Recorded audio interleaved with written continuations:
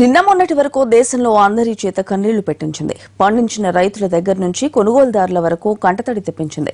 తాజాగా ఓ ప్రభుత్వానికి తలనొప్పిగా మారింది. ఇంతకీ ఏంటది? ఉల్లిపాయ.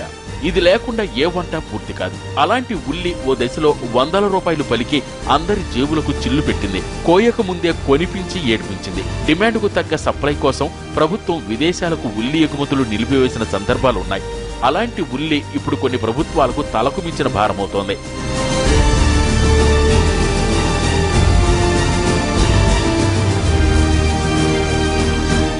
మధ్యప్రదేశ్లో ఈ ఏడాది ఉల్లిపాయల ధరలు గణనీయంగా పడిపోయాయి. దీంతో ఉల్లి రైతులు పెట్టుబడి కూడా రాక తీవ్రంగా నష్టపోయారు. రైతులను ఆదుకునేందుకు ముందుకొచ్చిన సీఎం శివరాజ్ సింగ్ చౌహాన్ కిలోకు 6 రూపాయల చొప్పున చెల్లించి రైతుల నుంచి ఉల్లిపాయలు కొనుగోలు చేశారు. రాష్ట్ర వ్యాప్తంగా ఉల్లి సేకరణ కేంద్రాలు ఏర్పాటు చేసి 10.5 లక్షల క్వింటాళ్ల ఉల్లిగడ్డలు సేకరించారు. సేకరించిన వాటిని సక్రమంగా నిల్వ చేసే సామర్థ్యం లేకపోవడం, ఆ వెంటనే వర్షాలు రావడంతో ఉల్లి పంట క్రమంగా పాడైపోవడం మొదలైంది. రైతుల నుంచి సేకరించిన ఉల్లిపాయల్లో 30 కోట్ల రూపాయల విలువైన 3.5 లక్షల క్వింటాళ్ల ఉల్లిపాయలు కుళ్లిపోయాయి. దీంతో కళ్లు తెరిచిన ప్రభుత్వం సేకరించిన ఉల్లిని విక్రయించేందుకు బిడ్లు ఆహ్వానించింది. అయితే వ్యాపారులు అతి తక్కువ ధర కోట్ చేయడంతో ఆ ఆలోచనకు స్వస్తి పలికింది.